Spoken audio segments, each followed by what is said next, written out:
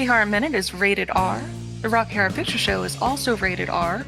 We're going to spend this time discussing the movie in gory detail, and along the road we will talk about some adult content and use some of our favorite swear words.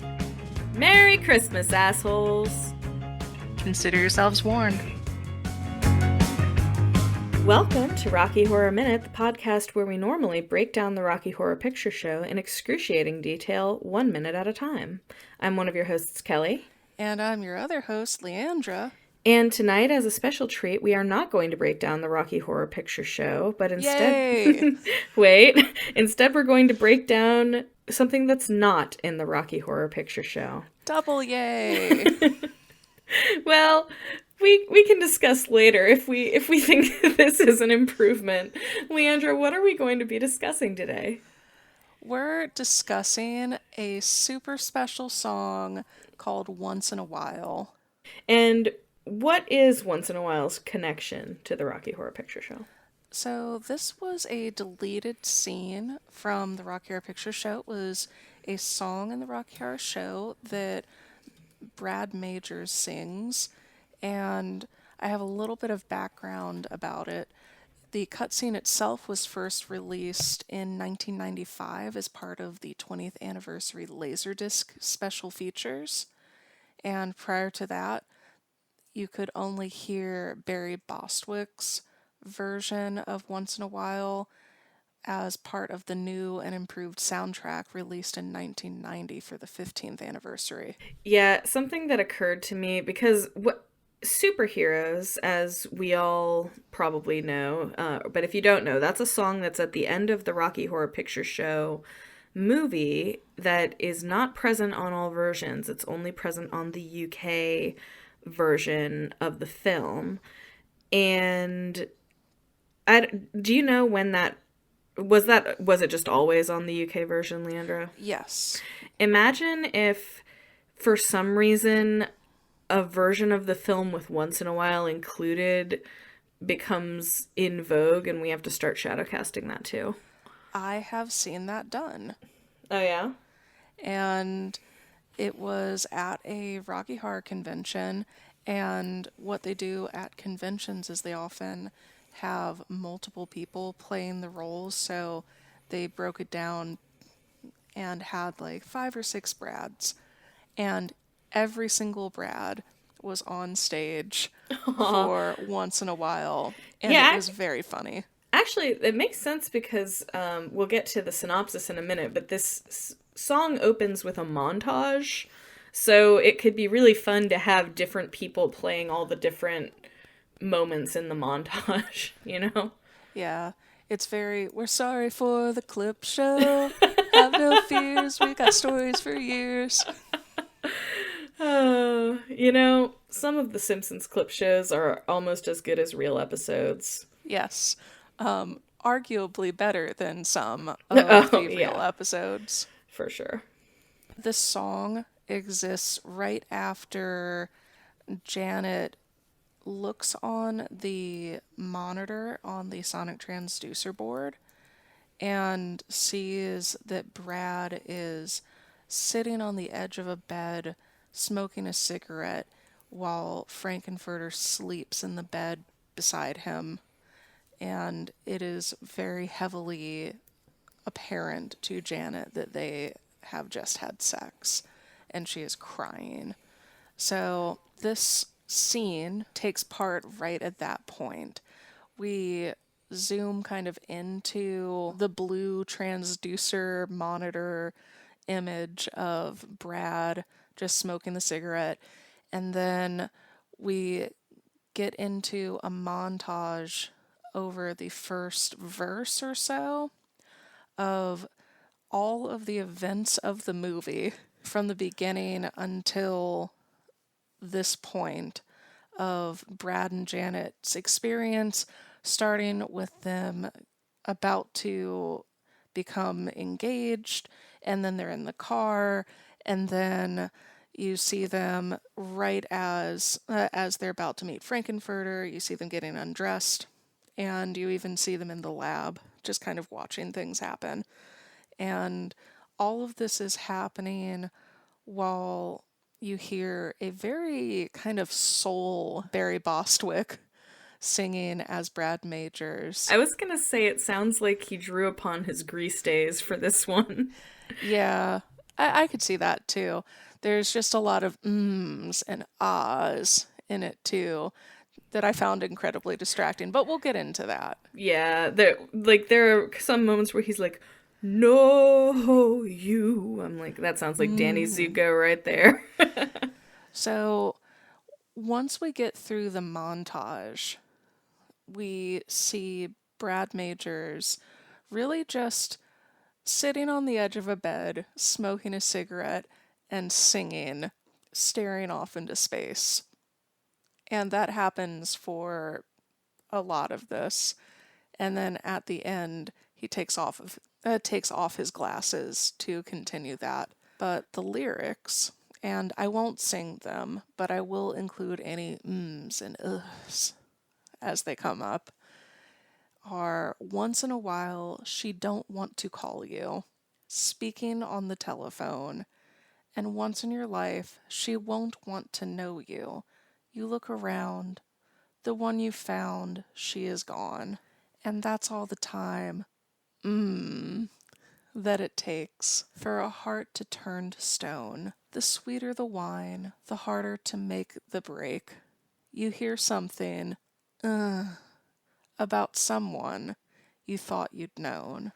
So, baby, don't cry like there's no tomorrow. After the night, there's a brand new day, and there'll be no pain and no more sorrow. So, wash your face, and phone my place. It'll be okay. And that's all the time, that it takes for a heart to beat again. So give me a sign that a lover makes. You look around, the one you found is back again. And he removes his glasses for one more, and the song's over. You loved that, right? Yeah. So I guess we should rate this song. Out of 5. 5 Holly Jollies? Yes. Yeah, sure, let's go with that. What are your thoughts on the song and what's your rating? I want to love this song. I Okay. do. I just don't. Yeah. Is this my least favorite? No. No. Is it up there? Yeah. Yeah. No tears were shed by me about this being cut. I went, yeah, that makes sense. Yeah, absolutely nothing happened. So, my conspiracy theory is that I don't believe this song was written for the show. I don't think so. It does not really fit in this moment. It doesn't reference anything that actually happened. I think it's just a song Richard O'Brien had for something and decided he could stick it in there. Yeah. Imagine just going back to kind of The Simpsons. Homer sings this, and then Carl goes, that, never happened, did it, Homer? Yeah. For no reason, here's a poo. We're being super normal, but that's our Christmas gift to you. Yeah. Now, But how many Holly Jollies out of 5? well, you were going first. What's your I was going first. What's your rating on the Holly meter, the Holly Jolly meter? It's getting a lump of coal for me. Okay. I would say maybe a 1 out of 5. Wow. Yeah, I actively dislike this song. I was gonna give it like a 2 or 2.5. The thing is, like, it's not an awful song. It's just like boring and there's nothing to it. In the context of the movie, I think definitely a 1. This is the most. It's like if I had to cut one thing from the movie, that's definitely what I would cut. It is literally I would cut a lab clip scene. show. Wait, what? I would cut a large amount of lab scene. Oh, I thought you said the prolapsing, and I was like, I think they did cut that. Can I see the version of the movie that you've been watching?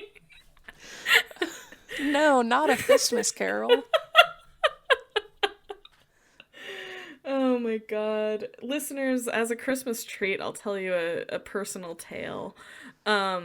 This is just vaguely related, but my brother used to constantly get caught jerking off and watching porn by all of us.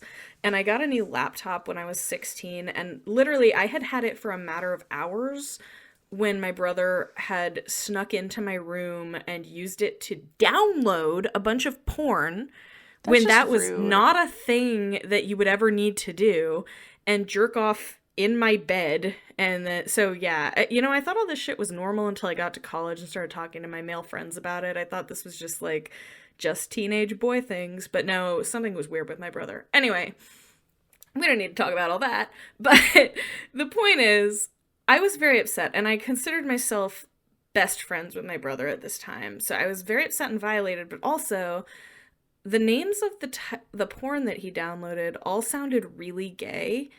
Like they all had names like Anal Feast and Reality Kings, which I later learned is a straight porn site. But you can understand how I thought that was a gay sounding name. It has multiple dudes in the name, and no mention of women. You know what I mean?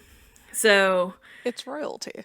yeah, yeah, yeah. It was the royal we. I don't know, but the royal wee wee. Anyway, Turn so 6. never.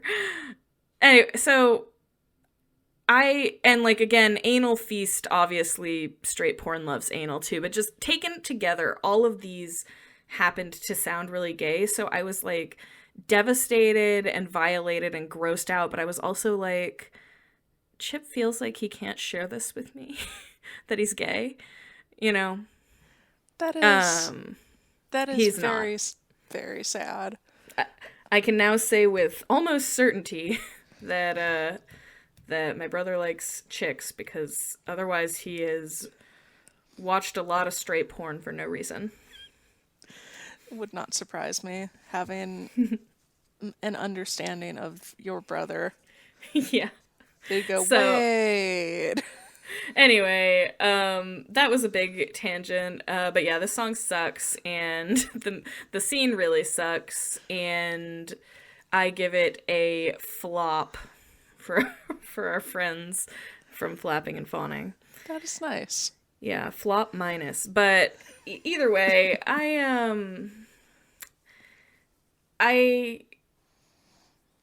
enjoyed it, watching it for this show, mostly because I love Barry Bostwick so much, and he is a truly wonderful singer, and he's being very cute in this. So I did have fun watching it, but listening to the song, never.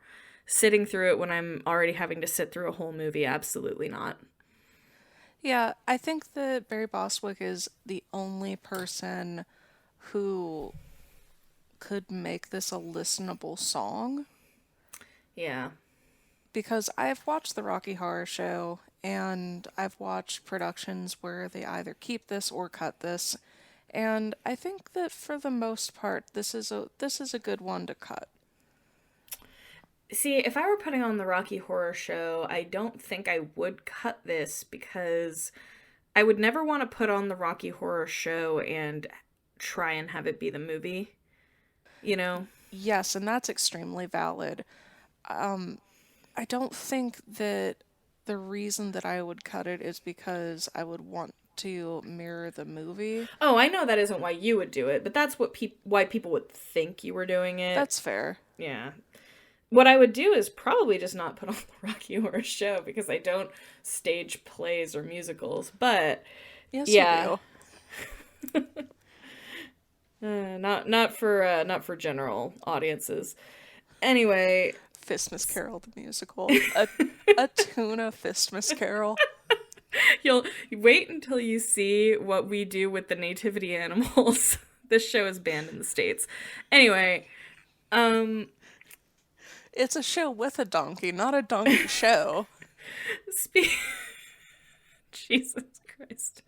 Um, Speaking of things that lead to taboo sex, it took me a while to even I was genuinely being like, did they somehow make a mannequin look like Frankenfurter in this scene?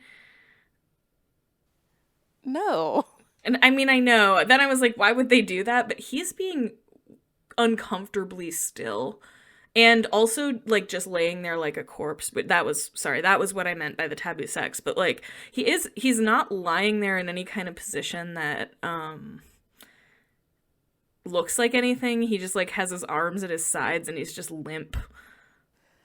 I think that he's trying to not steal focus. I mean, I know, but it's just weird, especially since, like, Barry's singing and it goes on for a while. It doesn't seem very natural for Frankenfurter, which is Okay, why.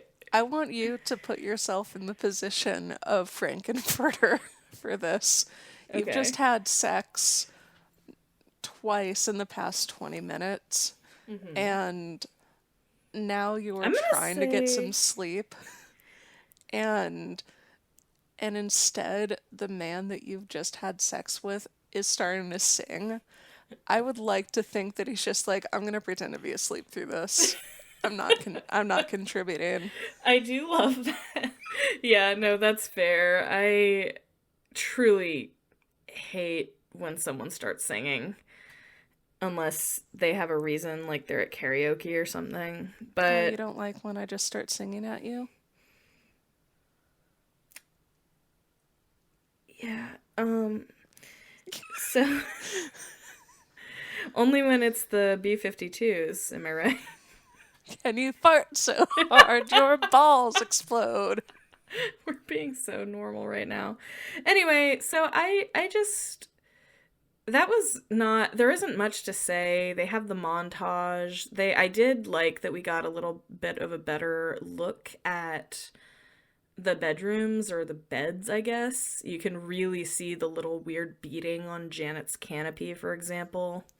Yeah, and you also get to see one really random, like, close up of sad Janet.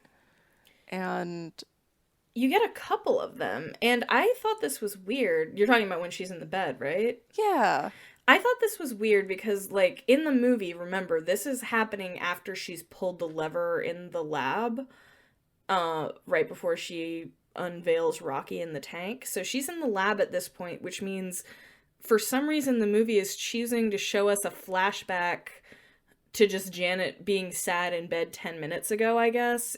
I think it's weird. it is. And it makes me wonder who these flashbacks are for. Like, it's not telling the story from Brad's point of view. No, so what definitely happened is they did not have anything to show except for Barry Bostwick's beautiful, but pretty, you know, normal face sitting in a bed not doing much of anything. So they were desperate for anything, and I'm guessing they had already filmed those shots of Janet in the bed, and they're like, yes, place. That's also why they showed truly random stuff from the movie. I felt like. Can you explain to me what we're supposed to get from this song?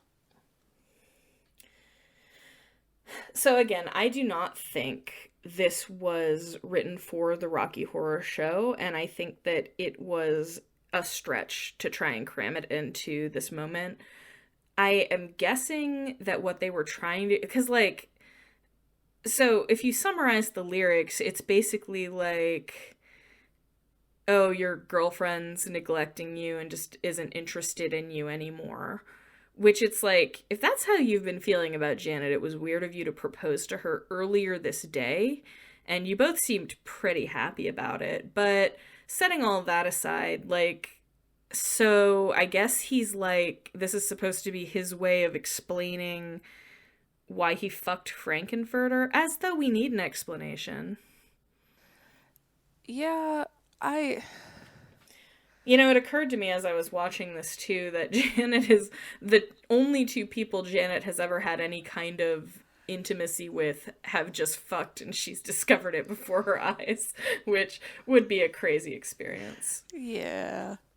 Although they've never even gotten to like second base. She's only ever kissed before, we find out.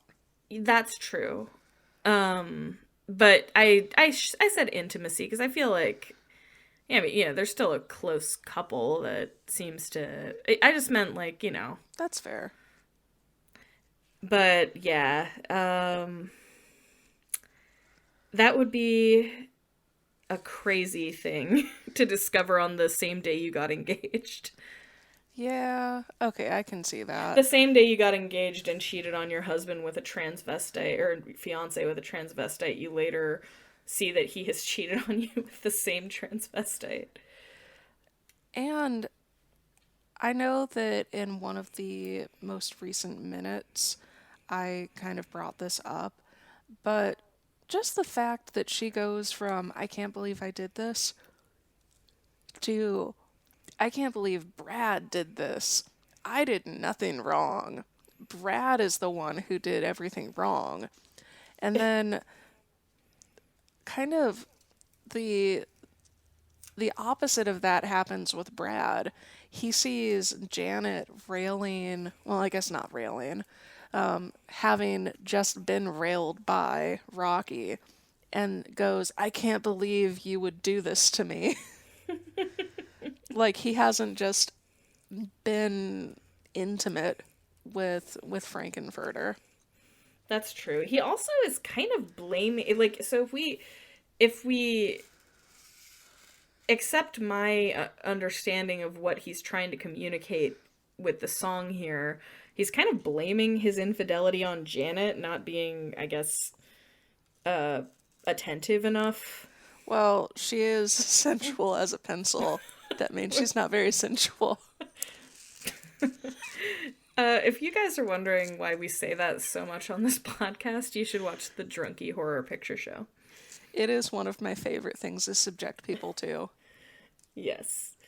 But yeah, I mean, that's pretty much all I had to say about Once in a While. I don't like it, and for once, I completely agree with their decision in editing the movie because I think cutting this was absolutely valid. Do you have a favorite line from it? I really don't like the lyrics of this song. There is only one line in this that, for whatever reason, really kind of struck a chord with me. No pun intended, maybe a little pun intended. Okay, okay. And it's after the night there's a brand new day. Yes, I actually like the chorus okay. I think the chorus could fit in well in a better song. Like, Yeah, I think it sounds nice and the lyrics are fine. They don't make any sense in this movie, but it. I I think that specifically that line could very easily fit within the movie if you're thinking about Brad's verse in Over at the Frankenstein Place. There's a lot of discussion his within what he sings about kind of there's got to be something better, and also the after the night there's a brand new day. It's very hopeful. Yeah, I agree. It it is consistent, a little consistent detail about Brad's character that was completely excised from this movie. Yeah, he's not hopeful in the movie. He's just hopeful in the extended cut. Yeah. So, in general, I wanted to express for the millionth time on this podcast my adoration for Barry Bostwick. I love Barry Bostwick so much, not just because he's a really nice guy, but he actually is an incredibly talented Oh, yeah. singer and actor, like Dancer, even. and dancer. Yeah.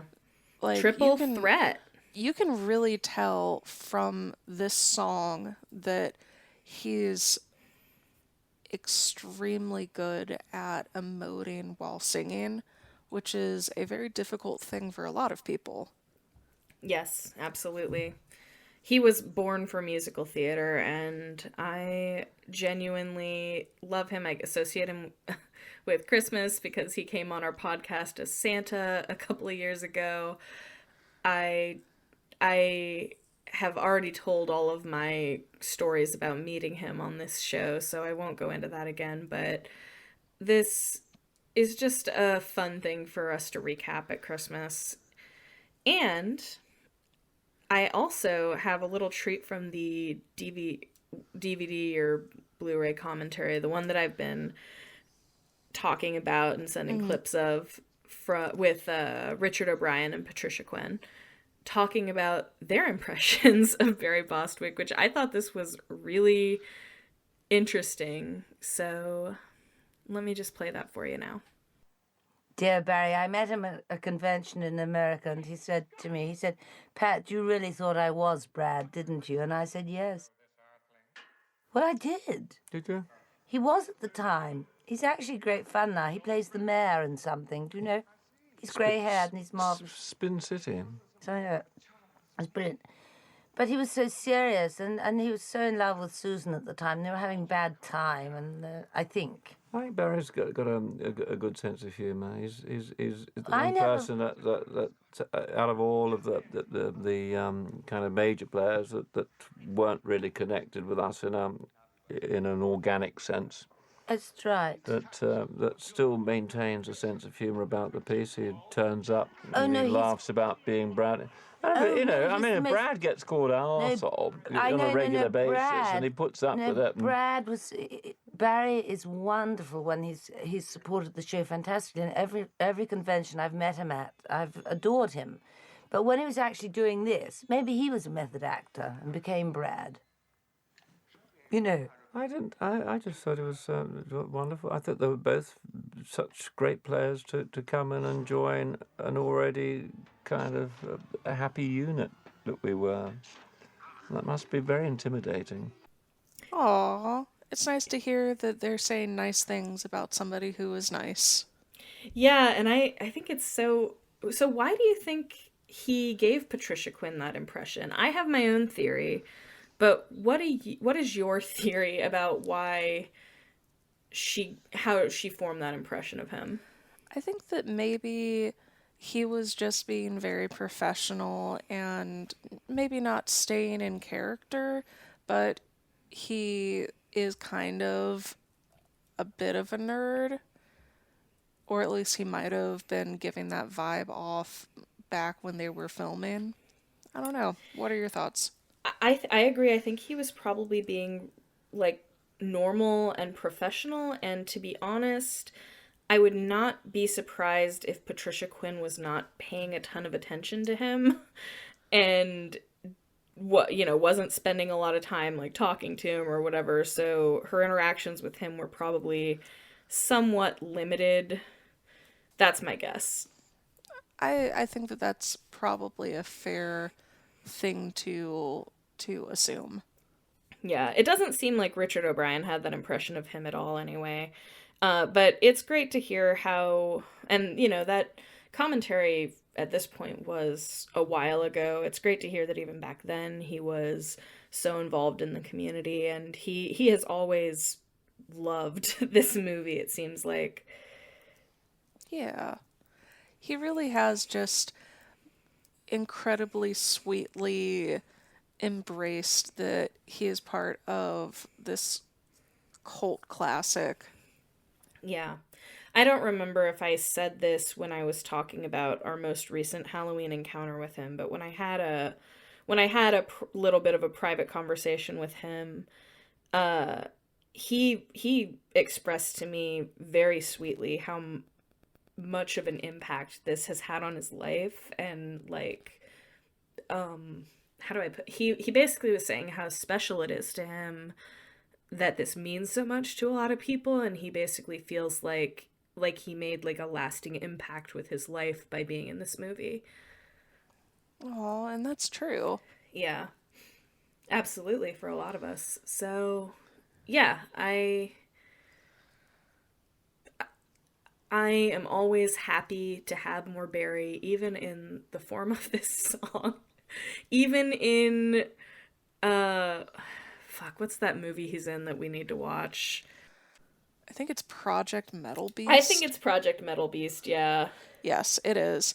So, listeners, Project Metal Beast is a film from 1995 that Barry Bostwick was in, and the first Halloween show we did where Barry Bostwick was our special guest, he and I were kind of talking backstage, and I had mentioned that I loved him in Helen Keller versus Nightwolves because I'd seen the premiere for that, and he was like, "Oh, thanks, I guess." Yeah, he's like been trying to buy up all the copies.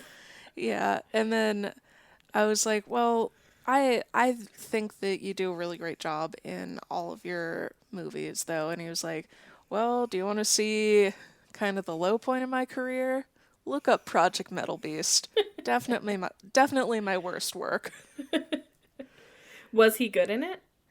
He was there. Okay. Sometimes that's all you need. I mean, listen, was it worse than the Glee episode, which he was also in? It's hard to say. They were going for two very different things. Fair. Yeah. Yeah, I should hope so. Yeah, it was honestly, I think that Barry Bostwick just existing in film is charming, so True. I liked it well enough. Well, did you have anything else about either Barry or Once in a While or Project Metal Beast?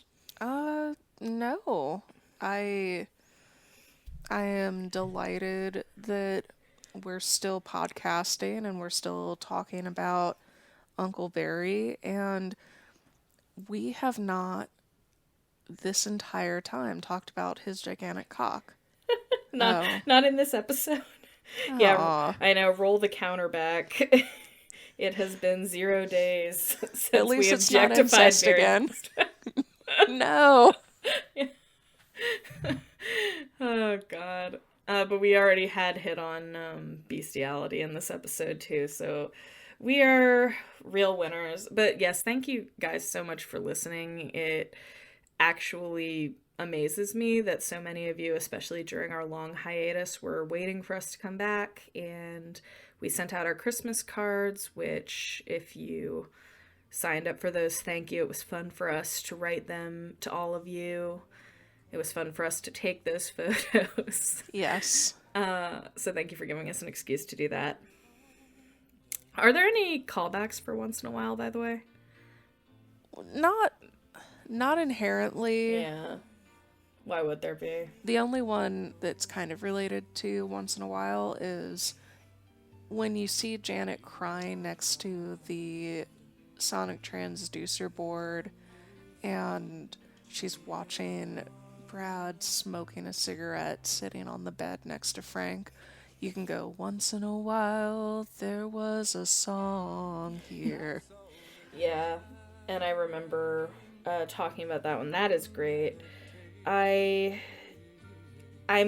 honestly both surprised and not surprised that there are not callbacks for the song itself, because like you said, it's done at conventions, so I would have half expected people to come up with some bullshit. But at the same time, I can't think of one single joke you'd make. It is the same shot we've already seen for a long time. Yeah, I'm sure that there are people out there that have their different callbacks for it, so if you know any, let us know. Yeah, leave them in a 5-star Apple Podcasts review. Yes.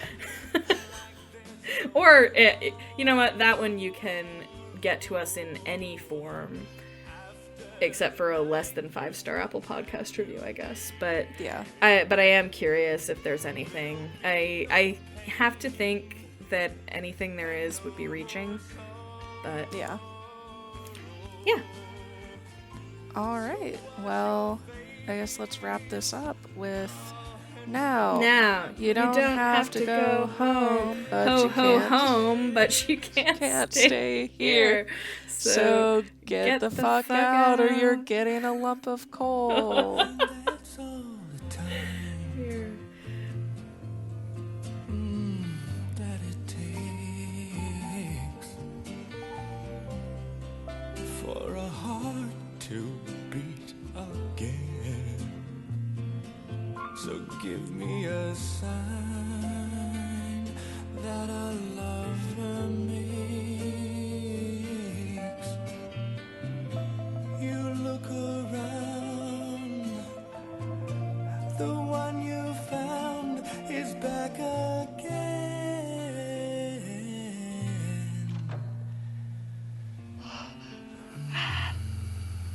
Oh, Brad! How could you? No, but seriously, I hear Rocky Horror Minute is great. I swear I'll listen to it one of these days. But I'm just so busy. Also, I don't want to.